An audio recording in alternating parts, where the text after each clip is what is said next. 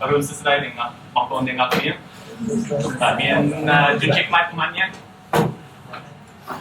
Okay, but I think I probably have to continue in English. So, like Christoph said, my name is Lyle. I've been in Cambodia for 6 years. This is my handsome picture that we had taken by a professional photographer. I use it every chance that I can get. So in the past 6 years, I have done a lot of different things, and I have continually been trying to embrace open source in our NGO, our nonprofit, but I've constantly found out that I am not a smart man. I always think that I am, and then I try. So this talk is about a method that I've been developing over the past 6 years to get open source out there, and then learn about it, and then, yeah. So have you all heard the phrase embrace, extend, extinguish? Has anybody heard of that ever? No? Okay, so embrace, extend, extinguish is from an internal Microsoft email describing the way that they go into new markets and then get rid of the competition. So Internet Explorer, you all know Internet Explorer, I assume. Internet Explorer, Microsoft didn't used to make a web browser, right? And then they came out with Internet Explorer. They took advantage of web standards. Well, at first they embraced the web. They took advantage of the web standards, extended them with their own stuff, and then Netscape went out of business. Are you all too young to remember that? Yeah, so this is my flipping that on the head with open source to embrace, extend, and extinguish vendors. So the problem is I am busy, my budget is tight, my staff isn't quite there, I needed it yesterday, and I have principles. So I love open source, but sometimes it's hard, right? In fact, that's my slide. Open source is hard. It can be poorly documented. Thank you, Agilists. The documentation is out of date. So sometimes the documentation is out of date. I'm relying on information from forum posts from 2005. We're like 16 major versions since that post was made. Known bugs are not fixed yet. So my advice to all of you open source people, please visit the closing talk tomorrow, keeping high quality and open source software tomorrow, 4:30, please. So people have stepped in to solve this problem, right? There are many vendors who are open source friendly. They come with a product that is based on an open source project, they package it nicely, and they want to sell it to you. So purely open source, on one hand, it's not always easy to configure. The best practices can sometimes be a bit confusing to navigate. In some projects it's very clear, in some projects it's not very clear. The image that I have of like pure open source is like a lone monk up on top of a hill, like studying and reading and like making sure that nobody comes in. So it's a very valid way to live, but it's not always the easiest way to live. When you go with a vendor, they have stuff like a GUI, they have support, and then you begin to question, like, how important is it that I'm 100% open source? How important is it that, like, where do I draw the line between open source and proprietary? So today's talk is in the technical track, and I can adjust the technicality based on your interest in my technical topic. I'm going to talk about LDAP. Does anybody know what LDAP is? A couple people? Yeah. Okay, so can somebody tell me what problem LDAP solves? Like, why does LDAP exist to people who know LDAP? Yeah, it's a user directory. It's actually more than a user directory. But what does that mean? Can anybody unpack that?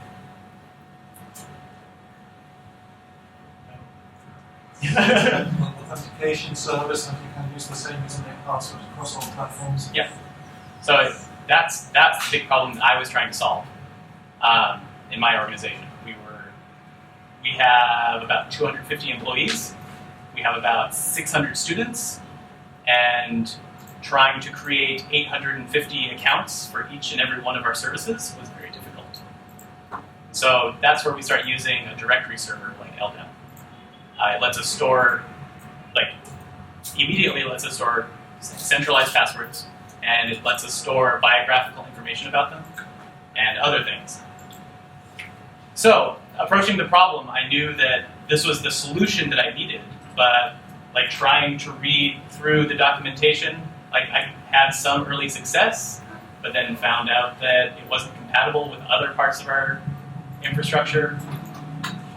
All in all, LDAP, am I correct in assuming it has a fairly scary reputation when you're trying to deploy it first? Or am I not a smart man? Yeah. So what I ended up doing was choosing a vendor solution. Not because it was the best, but because I wanted to start building on top of it immediately.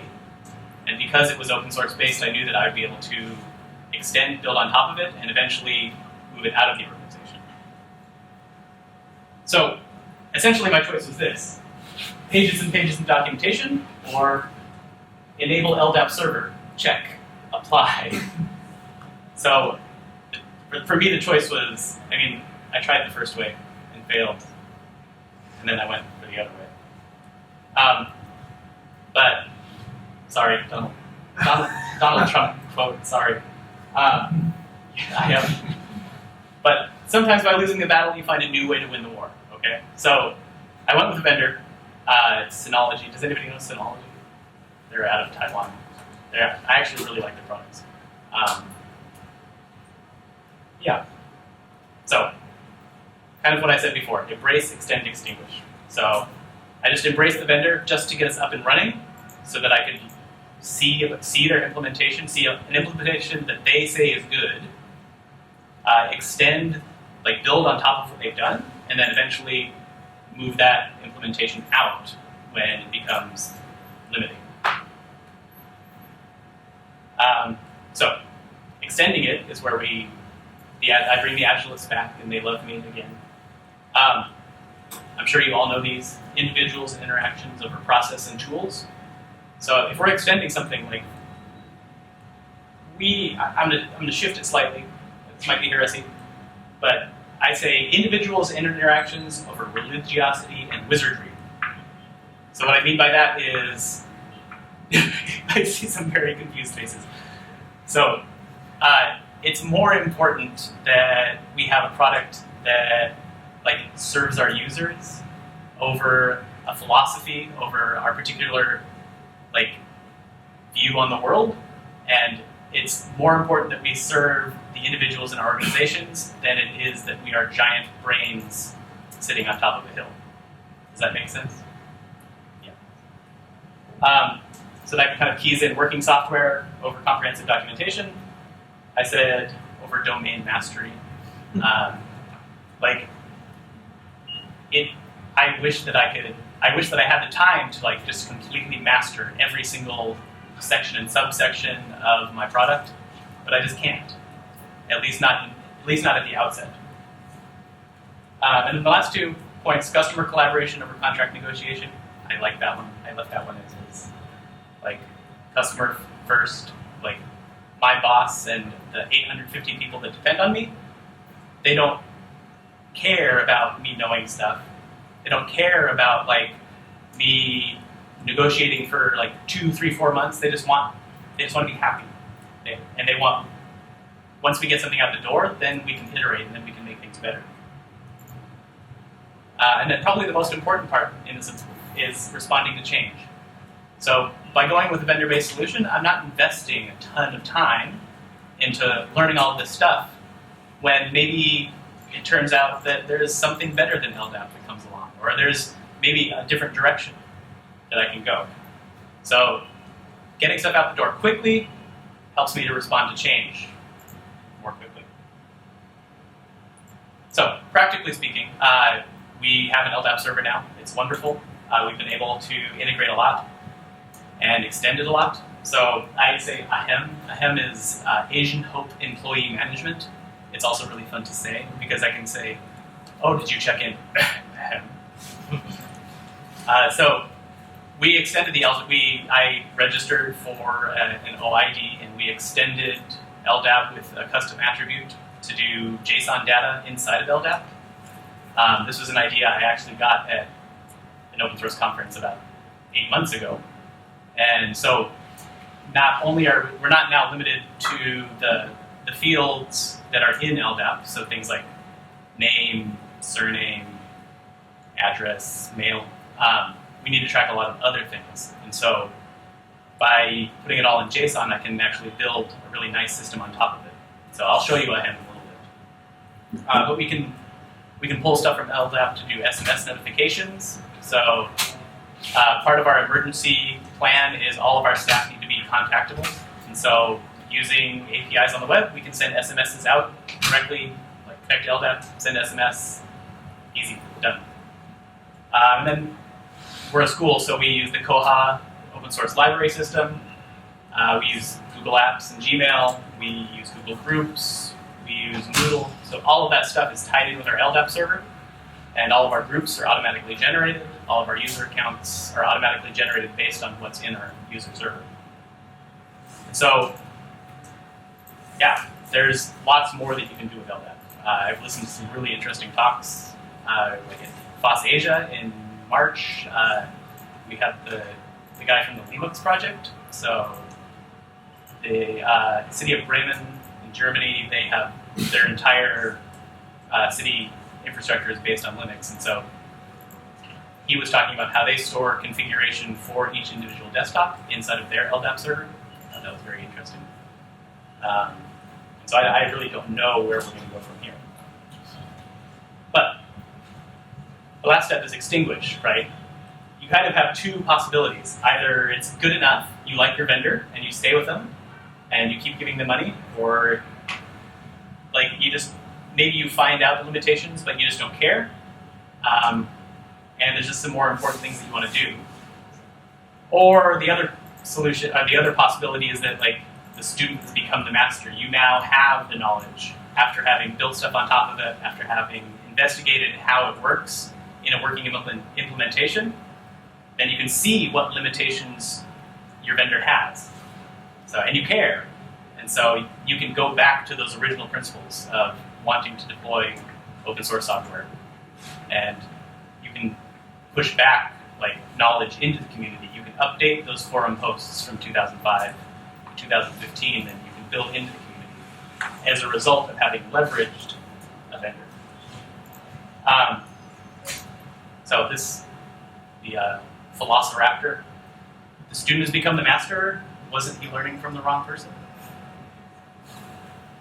So my answer is no. And part of the reason I love coming to these kinds of conferences and just like talking to lots of different people, even if I think I know more than them, oftentimes it turns out that they know something more than I do. That's kind of the spirit of collaboration. I have another quote from Charlie Sheen. Sorry. So, uncertainty is a sign of humility, and humility is just the ability or the willingness to learn. Which doesn't sound very Charlie Sheen-esque, but I thought it was nice. So, let's review. Embrace, extend, extinguish. Take what help you can get from vendors, build on top of it, then toss them out the window. Prefer working software, talk to your users, respond to change. Wow, that was much faster than I thought it was going to be. But what I want to do now is I actually want to show you what we've been working on. So this is my squeaky whistle. Is that big enough? So this is AHEM. This is our employee management system that's built on top of LDAP. And it's, I think it's pretty cool, actually. So let's actually look for my profile. So this is all real. This is all true. you can see like there's a lot of fields that aren't covered in LDAP because being an organization in Cambodia, we need to track a lot more information. So we need to track things like when I entered Cambodia, when my visa expires, the information about my family and their passport numbers and when their stuff expires.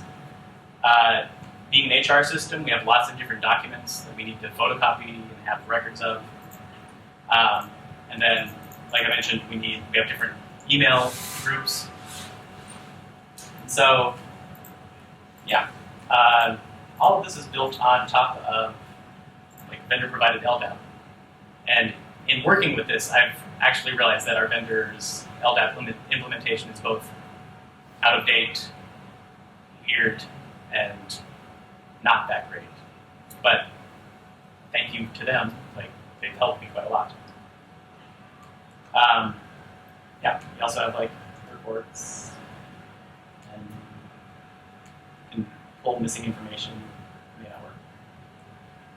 So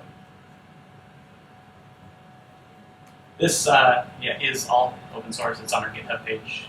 It's still very rough. We're still working on it, but if you need an HR system and you have an LDAP server, I think it's pretty neat. So, yeah, sorry. I didn't mean to be so fast. Are there any questions?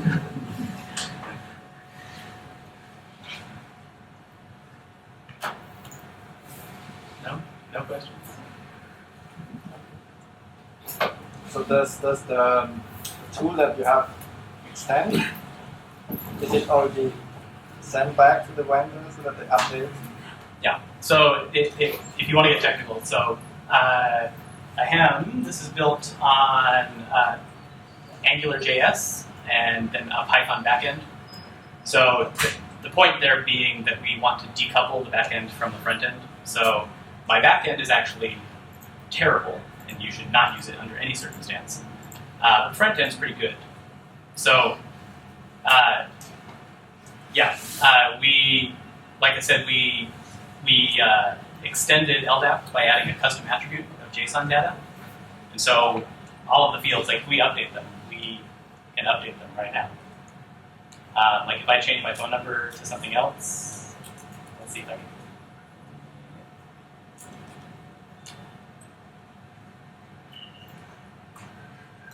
Okay. So if I update, sorry, I don't even have my own things.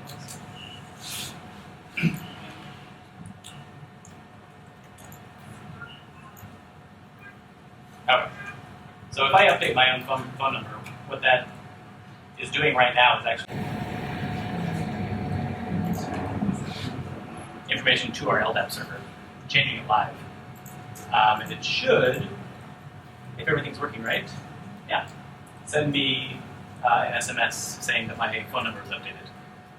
So I did get it. You can't see it, but it's here. Oh, look, there it is. This number is now your Asian Hope emergency contact number. Yeah. It also does stuff like we can print business cards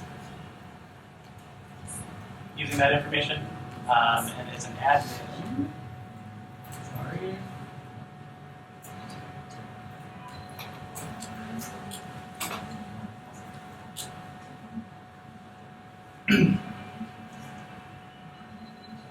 We can also print ID cards. We print this, it'll actually print directly to an ID card printer.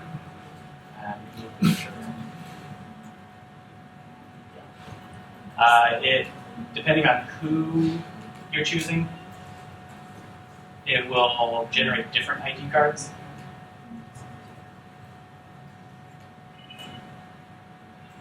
So we have different ID cards for different sites, different business cards for different sites.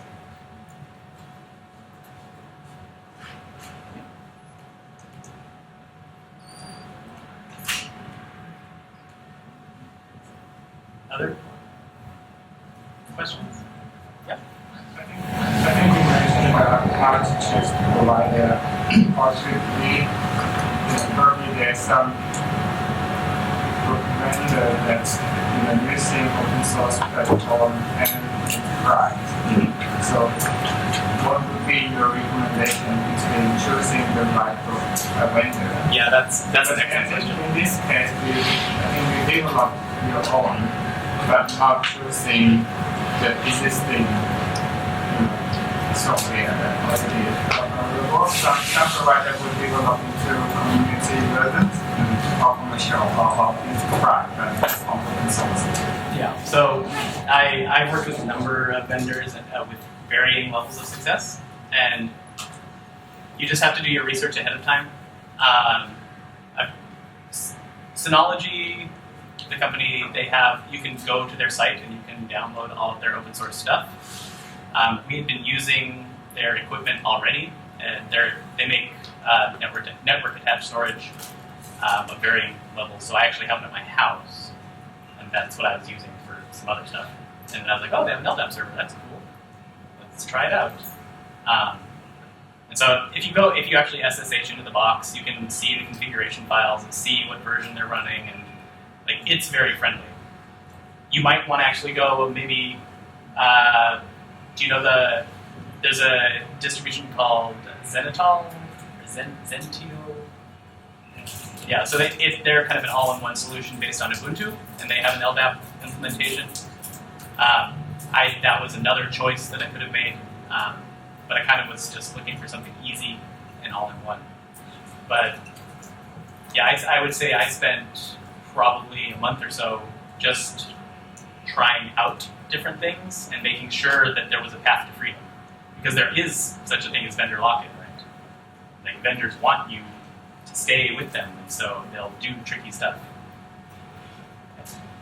And to add to that, we've done a couple of open source implementations now, still in the process, and we've looked on the websites and found their official vendor who's done the initial product, the initial coding, and in both cases we've gone with them. And one of the main reasons doing that was we're giving back to the community. So we're taking, because it's all been developed already, and by choosing the official vendor, we can give back into developing new features. So whatever customizations they do for us, they will consider for putting into upcoming versions and making it broadly available.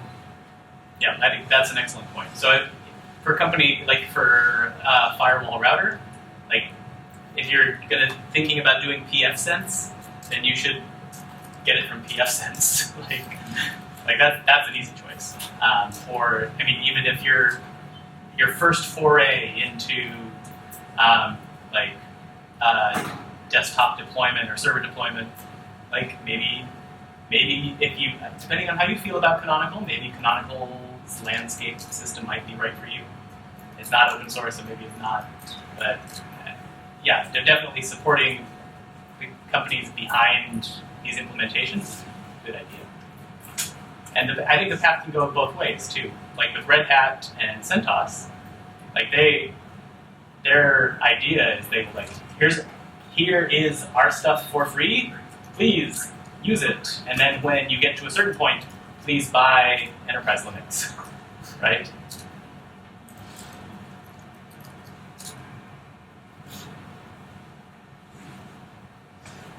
Thoughts? Questions? Should I take my face off the screen?